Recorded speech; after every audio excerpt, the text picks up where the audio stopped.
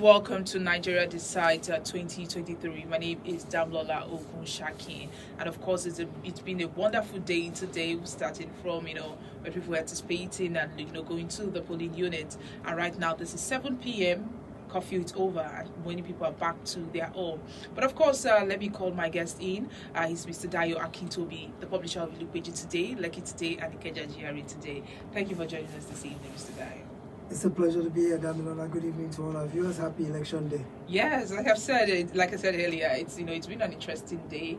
The fact that this is the 7th election after since the military rule, and this is actually very, very interesting.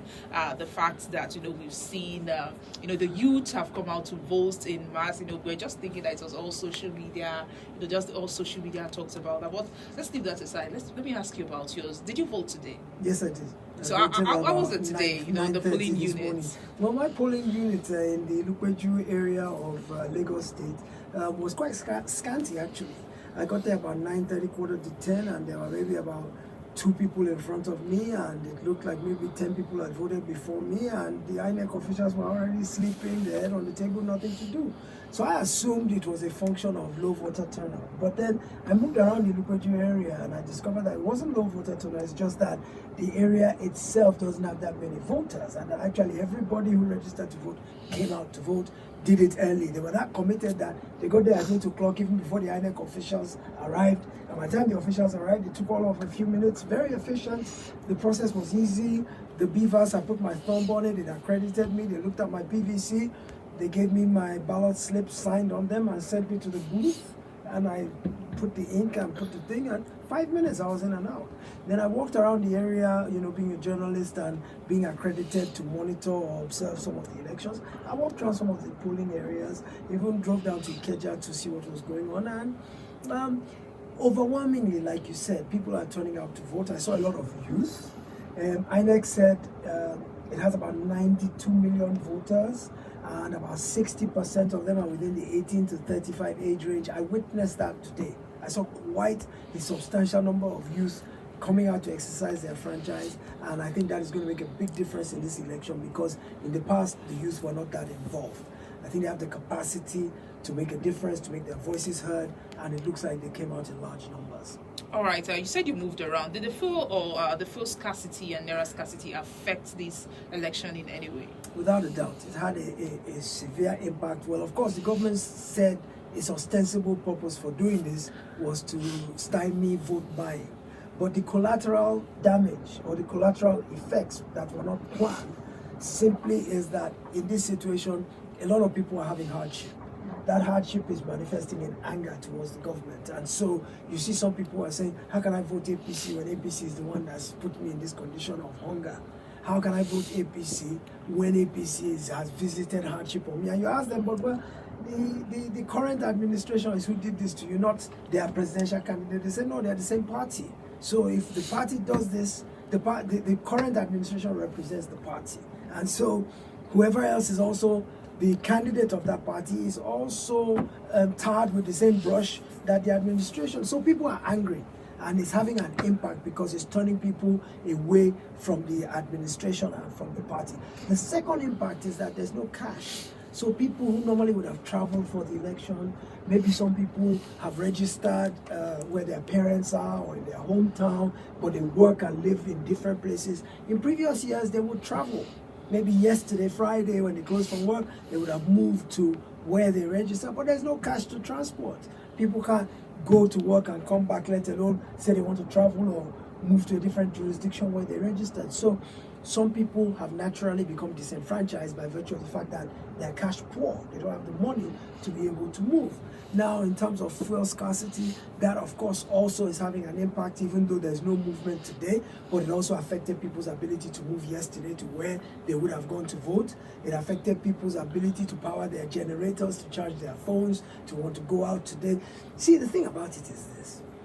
From a socio-economic standpoint, if you don't have money in your pocket, especially when you have money squirreled away somewhere and you don't have access to it, the fact that you don't have access to it and it is depriving you of certain things makes you naturally angry. And it destabilizes you to the point that your normal flow is affected. So automatically, I guarantee you, this Naira scarcity, fuel scarcity is having a negative impact on this election. Maybe the effect is that it's pushing more people to come out and vote and say, enough, we're not taking any more of this. So that's a positive impact on the electoral process, or a negative impact on the incumbent party and its presidential candidate. So to say it has no impact at all is not correct. It has a major impact.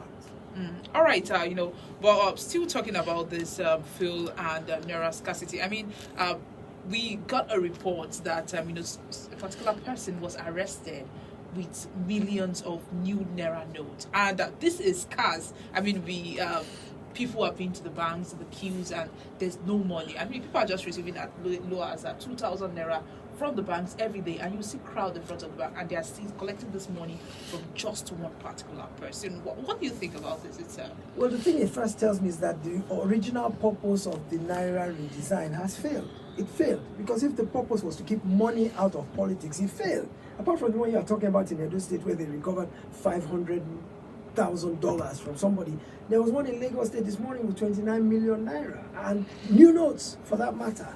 And the purpose, of course, well, when the police were interrogating these people, they said, well, they're for our agents. Our agents have to eat while they're there. They have to transport. There's a list of all the different local governments, how we're going to apportion it to the agents and this and that and that. But the truth of the matter is, even if you're apportioning it to the agents, where did you get it from? How did you get it in such a way when normal, average Nigerians who have their money in the bank are only getting 2,000? How are you able to corner 29 million Naira? So what I'm saying is, the policy did not have the intended effect of keeping money out of the elections, even if it didn't do vote buying. Even if that 29 million was not for vote buying of the individual voter, even if in truth it was for agents to pay. Where did you get it and how did you come about that kind of money when all the banks have been telling us they don't have cash, they don't have cash, they don't have cash, and on a daily basis they're only giving 2,000 to each bank customer that comes around to look for money. So where did they get 29 million from? The truth of the matter is, there is no presidential candidate or party who calls up his bank and says, I need 29 million Naira cash, that the bank won't find a way to get it to him. Even if CBN allocated them only 10 million Naira for that day, they prefer to tell their ordinary customers, sorry, we don't have cash, they will keep the 10 million today, get 10 million tomorrow, keep it. And they'll be telling their regular customers they don't have. Because they are big customers. They know what they benefit from their big customers. So it's not the right thing to do, but it doesn't surprise me that they showed preferential treatment to some of their big customers. Who knows? They may have gotten paid for it too. They might have got a percentage to be able to make that money available to the political parties. But definitely, we meant to keep money out of the political process. It didn't happen, it can't happen, and this is the evidence. There's a lot more money out there. It's just these ones that were caught. How about the ones that were not caught? There's a lot more money out there in the political process. But can we say vote buying reduced this time around? Because, usually you would have been seeing people on social media sending their videos. I've collected my own. I remember 2019 where some people were saying they sold theirs for 5,000 for as low as 2,000 Naira. But now we're not seeing such videos on social media. You see, I think this notion of vote buying, I think it's really overrated. I'll tell you the truth. The reason is because if you see people lined up at a polling booth and a shadowy politician comes and starts doling out Naira notes, in the entire population of 92 million people, how many people do you think have not already made up their minds and can have those minds turned around by a mess of porridge or a 1,000 Naira recharge card or 2,000 Naira in cash? I think it belittles the Nigerian person to say that his vote can be bought so cheaply or his vote can be bought at all in the first place. I think Nigerians have already are of a political consciousness to where they can make the link between good governance and their quality of life, and they know that by giving away their vote frivolously, whether for money, whether for sentiment, whether for religion, ethnicity, whatever, that is them is going to come back to hurt later on. So look, in politics everywhere in the world, there's inducements, what we call inducements. People will give you a face cap, people will give you a t-shirt, people will give you a loaf of bread. It happens in even in the advanced democracies. But all that happens way before the elections. This thing you are talking about, you see videos of people giving money on election day. That's not vote buying. The actual real vote buying happens way before the elections because they have already induced their supporters with all kinds of largesse. Even in America, they will give you a pyro that's got the logo of the candidate on it. Nothing is wrong with that because essentially what you're doing is you are providing comforts in a way. What does the electorate want from the people that they want to lead them? They want you to show you care, and that their pains are your pains, and you feel their pain, you can help them to have a better life. So if you are helping them even before you get to office at all, here, take this, here, take this, here, take this, I can help you with this, I can help you with this, right? Nothing wrong with that. Where the problem comes, what you call vote buying, when somebody stands in the queue and starts openly giving money, I want to assure you that that is such an infinitesimal proportion, and it is blatantly wrong because the INEC Electoral Act forbids any kind of gratification in exchange for voting. But for the average politician to come and say, I can make your life better, here, take this as a sample, as long as it's not open money. Take this as a sample to show you of the things I will do when I get into office. That's natural showing care, right? It's not vote buying. Now, this new policy has stymied that thing you call vote buying about not seeing people in the queues handing out money. In the past, it used to be blatant with impunity that they would do it. This policy has stopped that. We haven't had any reports of people standing in the queue giving out money.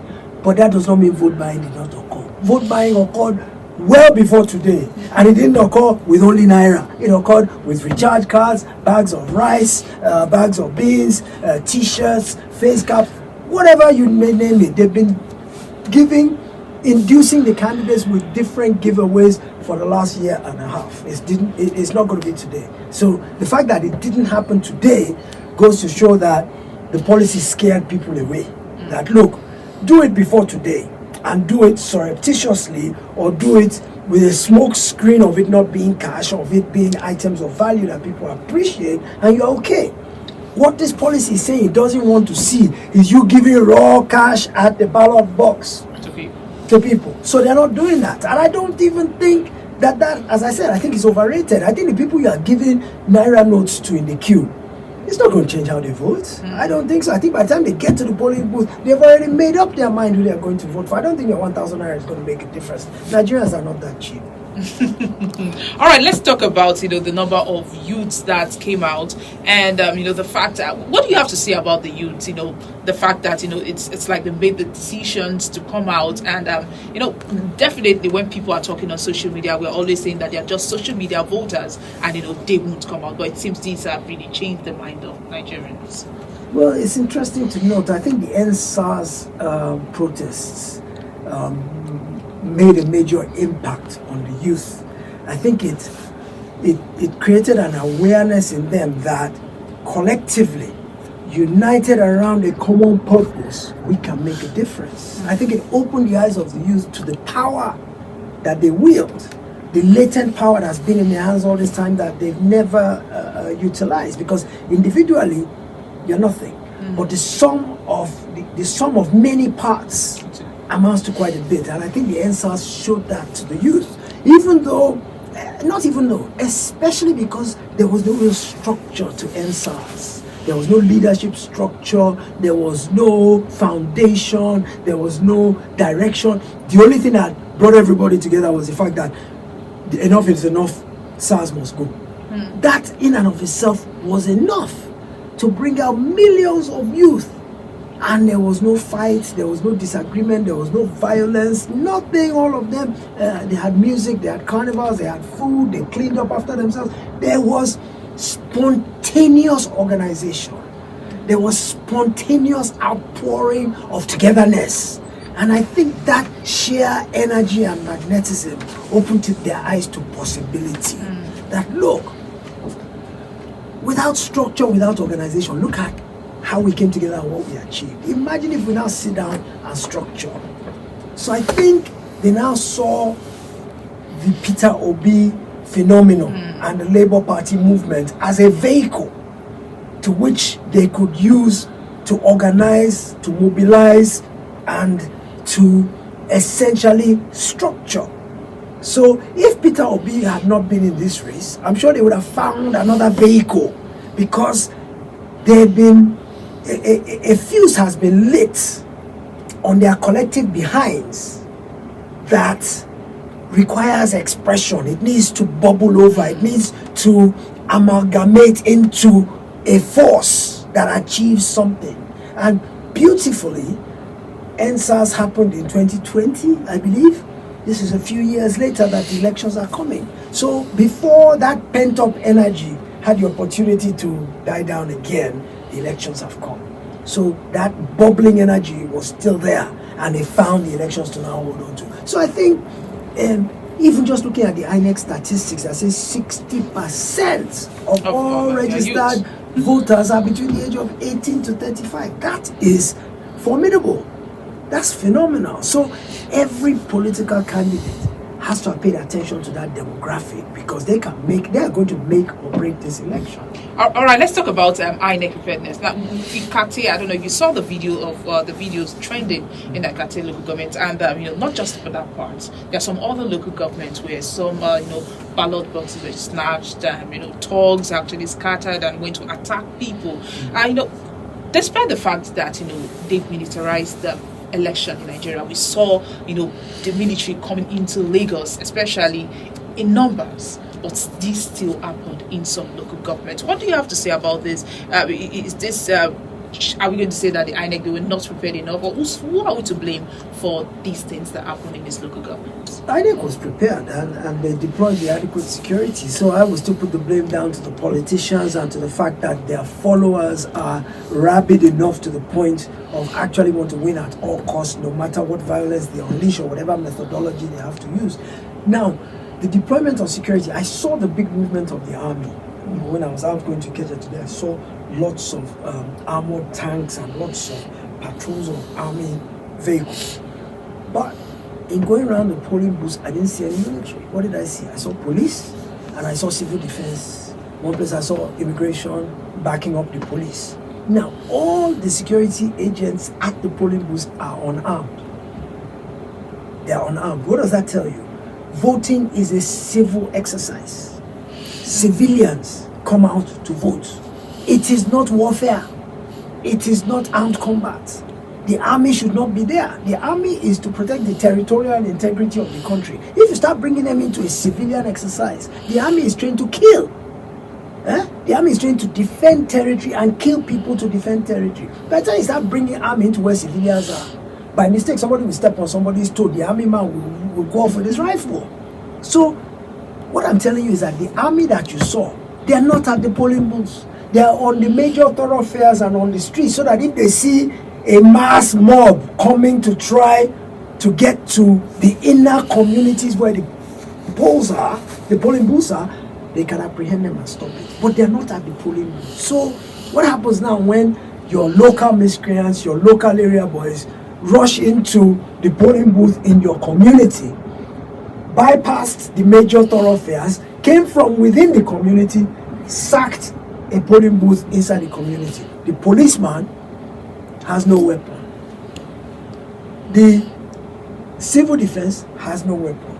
The immigration service has no weapon. Maximum there are 2 at each polling booth, maybe 3. So you have 15, 20 miscreants show up with machetes, cudgels, maybe local Dane guns. What do you think the 3 security apparatus operatives are going to do to stop those people from having their way? They are overwhelmed, right? But that's not to say it's not the proper security arrangement. It cannot be any more secure than that, because they cannot bring the military and they cannot bring weapons into residential areas, into where civilians are gathered and there is no crime on the way, and we're all gathered for a civic exercise. You now introduce firepower and armaments and military people. It don't work. It's a recipe for disaster. So they keep the firepower out. They keep it at a distance so that they can move in if there's any signs of trouble, and then they just put latent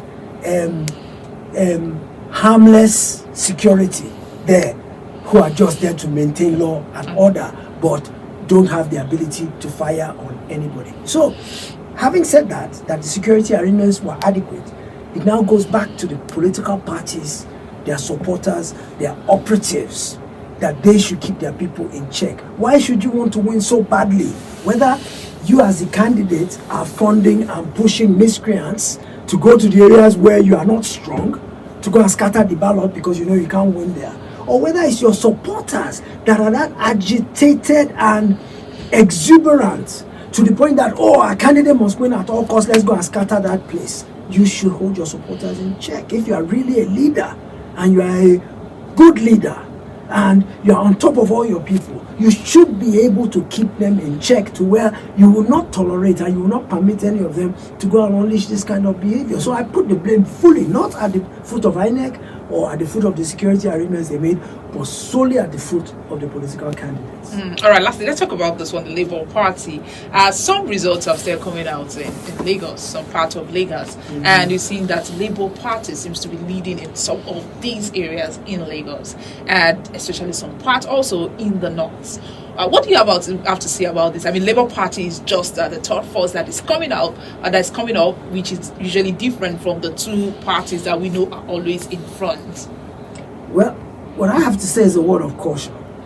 As far as I know, and being a journalist and having been out there today and being accredited to monitor and observe these elections, no results have been officially released. So anything you have seen up to this point is unofficial, which means it can't be verified and it may not be accurate. I'll tell you why. Yes, we all stayed at the polling booths till the polls closed. They counted it in front of us, right? We all had to stay there to make sure that they counted it. And they announced when it was over, APC, so many, PDP, so many, Labour Party, so many, NNPP, so many, and they counted it like that. And they recorded the thing in front of us. Some of us took pictures of that paper. Now, many of us sent these results out to our friends and to our people. That's how the results are coming out, because INEC has announced that its collation center opens tomorrow at midday, which means that there is no official result. The first official result will start coming out after midday tomorrow. So everything you have seen so far is unofficial. It is from hand to mouth to hand to mouth, which means it was reported by people like you and me, not any INEC official. Fine. The results I took at my own polling booth, they were accurate because I saw them, I heard them count them, I watched the count, and I saw the total. So I know mine are accurate, but guess what happens? Mischief makers make up their own result and throw out there along with the one I threw out there. So how do you separate the one? Because you're not at every polling booth to see the count. So how do you separate the one that the mischief maker put on social media and the one that I put on social media? You can't know. So I caution people, I say, no result is a result unless it's announced by INEC. So I will not tell you that Labour Party has done anything yet. But one thing I will tell you is this, is that the voting is done. A few were suspended here and there that will be done tomorrow. And so far, the results that are coming out from the people who were at the polling booths is showing that there was good participation. It's showing results are coming in favor of all the major front-running parties. I've seen some results that say APC took this polling booth, PDP took that one, LP took that one. So far, they're all unofficial, so I take them with a grain of salt. I'm not ready yet to say those results are accurate. I guess we'll save you the trouble and just wait till tomorrow. And of course, we'll have you in the studio also to give us more details about that. Sounds like a plan. Yes, thank you, Mr. Dayo Akitobi, for joining me this evening. Pleasure is all mine. Yes, and he's a publisher of Ilupeji today, Lekki today, and Ikeja GRE today. He just spoke to us about some of the things going on around that happened today, the election. And of course, happy election day to Nigerians. And of course, it's been an interesting day. My name is Damlola Ogunshaki. Do well to like and follow us on all our social media platforms currently showing on your screen. Our Facebook, Instagram, Twitter, TikTok, our WhatsApp number, it's also displayed on your screen. And please keep the tweets coming. Our social media up. We'll be up soon. So don't go anywhere. So we're coming back soon with our social media up. But for now, it's bye from me.